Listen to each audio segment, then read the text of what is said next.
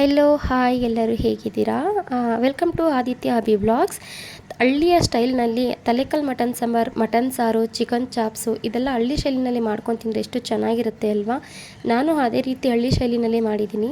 ನಮ್ಮ ಊರ ಕಡೆ ಯಾವ ಥರ ಮಾಡ್ತಾರೋ, ನಮ್ಮ ಹಳ್ಳಿನ ಕಡೆ ಯಾವ ಥರ ಮಾಡ್ತಾರೋ ಆ ಥರ ನಾನು ಮಾಡಿದ್ದೀನಿ. ತುಂಬ ರುಚಿಯಾಗೋಯಿತು, ತುಂಬ ಟೇಸ್ಟಿಯಾಗಿತ್ತು. ಹೇಗೆ ಮಾಡೋದು ಅಂತ ಹೇಳಿ ನೋಡೋಣ ಬನ್ನಿ. ಮೊದಲನೇದಾಗಿ ಒಂದು ಬಾಣಲಿನ ಇಟ್ಕೊಂಡು ಅದಕ್ಕೆ ನಾಟಿ ಈರುಳ್ಳಿ ಬರುತ್ತಲ್ಲ, ಸಣ್ಣ ಸಣ್ಣ ಈರುಳ್ಳಿನ ಹಾಕ್ಕೊಂಡಿದ್ದೀನಿ. ಒಂದು ಬೋಲು ಮತ್ತು ಶುಂಠಿ ಮತ್ತು ಬೆಳ್ಳುಳ್ಳಿ, ಸ್ವಲ್ಪ ಕೊತ್ತಂಬರಿ ಸೊಪ್ಪು, ಸ್ವಲ್ಪ ಪುದೀನ ಸೊಪ್ಪು, ಅಷ್ಟನ್ನು ನಾನು ನೀಟಾಗಿ ಫ್ರೈ ಮಾಡ್ಕೊತೀನಿ ಎಣ್ಣೆಯಲ್ಲಿ. ಒಂದು ಬಾಣಲಿನ ಇಟ್ಕೊಂಡು ಬಾಣಲಿಗೆ ಎಣ್ಣೆನ ಹಾಕ್ಕೊಂಡಿದ್ದೀನಿ. ಸೊ ಅದರಲ್ಲಿ ಅದನ್ನೆಲ್ಲನೂ ನೀಟಾಗಿ ಗೋಲ್ಡನ್ ಶೇಡ್ ಬರೋ ಥರ ಆಗೋ ಥರ ಫ್ರೈ ಮಾಡ್ಕೊಬೇಕಾಗತ್ತೆ. ಸೊ ಈ ಥರ ಮಾಡೋದ್ರಿಂದ ತುಂಬ ರುಚಿಕರವಾಗಿರುತ್ತೆ, ತುಂಬ ಟೇಸ್ಟಿಯಾಗಿರುತ್ತೆ. ಮಾಡ್ತಿದ್ದಾಗ ಅದು ಮಟನೆಲ್ಲ ಬೇಯ್ತಿದ್ದಾಗಲೇ ಘಮ ಘಮ ಘಮ ಅಂತ ಇರುತ್ತೆ, ಘಮ ಘಮ ಅಂತ ಸ್ಮೆಲ್ ಬರ್ತಾ ಇರುತ್ತೆ. ಇವಾಗ ಇದಕ್ಕೇ ನಾನು ಸ್ವಲ್ಪ ಮೆಣಸು ಹಾಕ್ಕೊತಾ ಇದ್ದೀನಿ, ಮತ್ತು ಚಕ್ಕೆ ಲವಂಗನೂ ಹಾಕ್ಕೊತಾ ಇದ್ದೀನಿ. ಅದಕ್ಕೆ ಎಷ್ಟು ಬೇಕೋ ಅಷ್ಟು ಮಾತ್ರ. ನಾನು ಒಂದು 4 ಕಾಲು ಒಂದು ತಲೆನ ತೊಗೊಂಡಿದ್ದೆ ನಾನು. ಸೊ 1.5 kg ತಲೆ ಇತ್ತು, 4 ಕಾಲು ಇತ್ತು. ಸೊ ಅದರಿಂದ ಜಾಸ್ತಿ ಇದಾಗಿರಲ್ಲ ಅಂತ ಹೇಳಿ ತೊಗೊಂಡಿರೋ ಅಂಥದ್ದು. ಇವಾಗ ಇದಕ್ಕೆ 4 ಹಸಿಮೆಣ್ಸಿನ್ಕಾಯಿನ ಹಾಕ್ಕೊತಾ ಇದ್ದೀನಿ. 4 ಹಸಿಮೆಣ್ಸಿನ್ಕಾಯಿನ ಹಾಕಿ ನೀಟಾಗಿ ಫ್ರೈ ಮಾಡ್ಕೊಳ್ತೀನಿ ನಾನು ಅದನ್ನು. ಅದೆಷ್ಟು ನೀಟಾಗಿ ಫ್ರೈ ಆಗಬೇಕು ಅಂದರೆ ಅದೊಂಥರ ಗೋಲ್ಡನ್ ಥರ ಬರೋ ಥರ ಫ್ರೈ ಆಗಬೇಕು. ಅದು ಚೆನ್ನಾಗಿ ಫ್ರೈ ಆದಮೇಲೆ ಅದನ್ನು ಎತ್ತಿ ಒಂದು ಪ್ಲೇಟ್ಗೆ ಎತ್ತಿಕೊತೀನಿ. ಎತ್ತಿಕೊಂಡು ಅದೇ ಬಾಣಲಿಗೆ ನಾನು ಇಲ್ಲಿ 2 ಟೊಮೆಟೊನ ಹಾಕ್ಕೊಂಡಿದ್ದೀನಿ. 2 ಟೊಮೆಟೊನ ಹಾಕ್ಕೊಂಡು ಟೊಮೆಟೊ ಜೊತೆಗೆ ನಾನು ಮನೆಯಲ್ಲೇ ಮಾಡಿಟ್ಕೊಂಡಿರೋ ಅಂಥ ಪೌಡರ್ ಇದು. ನಾನು ಮಟನ್ ಮಸಾಲೆನ ನಾನು ಮನೆಯಲ್ಲೇ ಮಾಡಿಟ್ಕೊತೀನಿ. 15 ದಿನಕ್ಕೆ ಒಂದು ಟೈಮ್ ಮನೆಯಲ್ಲೇ ಮಾಡ್ಕೊತೀನಿ. ಮಿಕ್ಸಿನಲ್ಲೇ ಪೌಡ್ರ್ ಮಾಡ್ಕೊಳ್ಳೋ ಅಂಥದ್ದು ಇದು. ನಾನು ಅಷ್ಟಾಗಿ ಹೊರಗಡೆಯಿಂದ ಯಾವುದೂ ಮಟನ್ ಮಸಾಲೆನ ತಂದು ಹಾಕೋದಿಲ್ಲ, ನಾನು ಮನೆಯಲ್ಲೇ ಮಾಡ್ಕೊತೀನಿ. ಏಕೆಂದರೆ ಟೊಮೊಟೊನ ಫ್ರೈ ಮಾಡ್ಕೋಬೇಕಾಗತ್ತೆ. ಟೊಮೊಟೊ ಹಸಿ ಸ್ಮೆಲ್ ಬರುತ್ತಲ್ಲ, ಸೊ ಅದರಿಂದ ನಾನು ಟೊಮೆಟೊನ ಫ್ರೈ ಮಾಡ್ಕೊತೀನಿ. ಅದಕ್ಕೆ ಸ್ವಲ್ಪ ನೀರು ಹಾಕ್ಕೊಂಡು ಅದು ನಾನು ಮಾಡಿಕೊಂಡಿರೋಂಥ ಮಸಾಲೆ ಪೌಡರು ಮತ್ತು ಟೊಮೆಟೊ ಎರಡನ್ನೂ ಚೆನ್ನಾಗಿ ಕುದಿಸ್ಕೊಳೋದು. ಅದು ಹಸಿ ವಾಸನೆ ಹೋಗೋ ತನಕ ನೀಟಾಗಿ ನೀಟಾಗಿ ಫ್ರೈ ಮಾಡ್ಕೊತೀನಿ. ಫ್ರೈ ಮಾಡಿ ಅದನ್ನು ಸೈಡಲ್ಲಿ ಎತ್ತಿಕೊತೀನಿ. ಸೈಡಲ್ಲಿ ಅದು ಆರಬೇಕಲ್ಲ, ಸೊ ಸೈಡಲ್ಲಿ ಎತ್ತಿಕೊಂಡು ಅಗಲವಾಗಿರೋದೊಂದು ಪಾತ್ರೆ ಇಟ್ಕೊಂಡು ಅದಕ್ಕೆ ಯಾವುದೇ ರೀತಿ ಎಣ್ಣೆ ಹಾಕ್ಕೊಂಡಿಲ್ಲ ನಾನು. ಎಣ್ಣೆ ಹಾಕ್ದೇ ಮಟನ್ನ ಫ್ರೈ ಮಾಡ್ಕೊತೀನಿ ನಾನು. ಎಣ್ಣೆ ಹಾಕಿಲ್ಲ ಅಂದರೆ ಚೆನ್ನಾಗಿರುತ್ತೆ ಅಂತ ಹೇಳ್ತೀರಾ ನೀವು? ಖಂಡಿತವಾಗ್ಲೂ ಚೆನ್ನಾಗಿರುತ್ತೆ. ಆಯಿಲ್ ಇಲ್ದಂಗೆ ಅಡುಗೆನ ತುಂಬ ವಿಧವಾದ ಎಣ್ಣೆ ಇಲ್ಲದೇ ತುಂಬ ಅಡುಗೆನ ಮಾಡ್ಬೋದು, ತುಂಬ ಫ್ರೈನೂ ಕೂಡ ಮಾಡ್ಬೋದು. ತುಂಬ ಅಂದರೆ ತುಂಬ ಟೇಸ್ಟಿಯಾಗಿ ಬರುತ್ತೆ. ನಾನು ಏನು ಮಾಡ್ತೀನಿ ಅಂದರೆ ಅದಕ್ಕೆ ಎಷ್ಟು ಉಪ್ಪು ಬೇಕೋ ಅಷ್ಟು ಉಪ್ಪನ್ನ ಇವಾಗಲೇ ಹಾಕ್ಕೊತೀನಿ. ಮಧ್ಯೆ ನಾನು ಯಾವುದೇ ಕಾರಣಕ್ಕೂ ಹಾಕೊಳ್ಳೋಕೆ ಹೋಗೋದಿಲ್ಲ ನಾನು ಉಪ್ಪನ್ನ. ಇವಾಗ ಅದು ಹೆಂಗಿದ್ರೂ ಇವಾಗ ಅದು ಉಪ್ಪಿಡಬೇಕಾಗತ್ತೆ.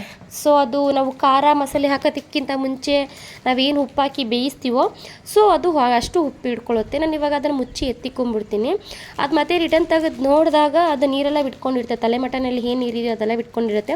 ನಾನು ಆವಾಗಲೇ ಶುಂಠಿ ಬೆಳ್ಳುಳ್ಳಿ, ಚಕ್ಕೆ ಲವಂಗ, ಈರುಳ್ಳಿ ಬೆಳ್ಳುಳ್ಳಿ ಎಲ್ಲ ಇತ್ತಲ್ಲ, ಸೊ ಅದನ್ನೆಲ್ಲ ಫ್ರೈ ಮಾಡ್ಕೊಂಡಿದ್ನಲ್ಲ, ಅದಕ್ಕೆ ಸ್ವಲ್ಪ ಅರಿಶಿನ ಹಾಕಿ ರುಬ್ಕೊಂಡಿರೋ ಅಂಥದ್ದು.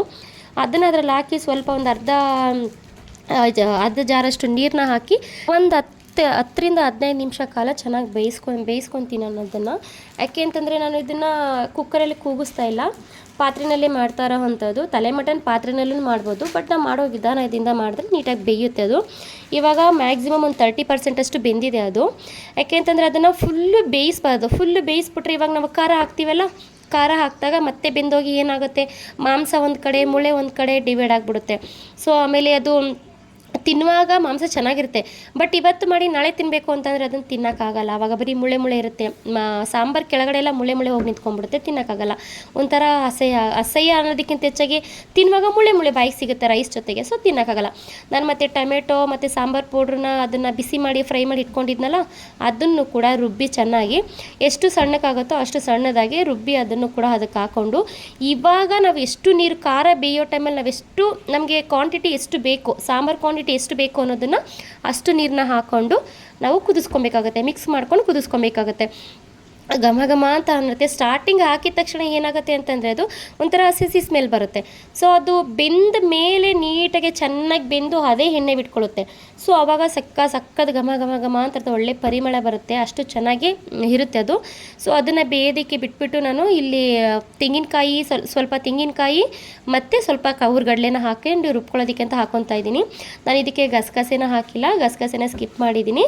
ನಾನು ಮಟನ್ ಸಾಂಬಾರಿಗೆ ಗಸಗಸೆ ಎಲ್ಲನೂ ಹಾಕ್ಕೊತೀನಿ. ಇದು ಗಸಗಸೆ ಹಾಕಿಲ್ಲ ನಾನು. ಇದು ಆಪ್ಷನಲ್, ನಿಮ್ಗೆ ಬೇಕು ಅಂದರೆ ನೀವು ಹಾಕ್ಕೋಬೋದು. ಅದನ್ನು ನಾವು ತೆಂಗಿನಕಾಯಿನ ಎಷ್ಟು ಸಣ್ಣ ರುಬ್ಬೋದಕ್ಕೆ ಸಾಧ್ಯನೋ ಅಷ್ಟು ಸಣ್ಣ ರುಬ್ಕೊಂಡ್ರೆ ತುಂಬ ಚೆನ್ನಾಗಿರುತ್ತೆ. ಕೆಲವರು ತೆಂಗಿನಕಾಯಿನ ಹಾಕೋದಿಲ್ಲ, ಬರೀ ಹಾಲನ್ನ ಹಾಕ್ತಾರೆ. ನೋಡಿ ಬೆಂದು ಇಷ್ಟು ತಿಕ್ಕಾಗಿದೆ.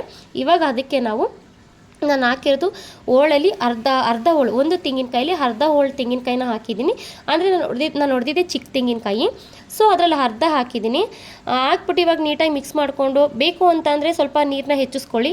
ಅದನ್ನು ಹಾಕಿದ್ಮೇಲೆ ಸ್ವಲ್ಪ ಮಂದ ಆಯಿತು ಅಂತಂದರೆ, ತಿಕ್ಕಾಯಿತು ಅಂತ ನಿಮ್ಗೆ ಏನಾರು ಅನಿಸ್ತು ಅಂತಂದರೆ, ಬೇಕು ಅಂದರೆ ಇವಾಗ ಸ್ವಲ್ಪ ನೀವು ನೀರನ್ನ ಹಾಕೋಬೇಕಾಗತ್ತೆ.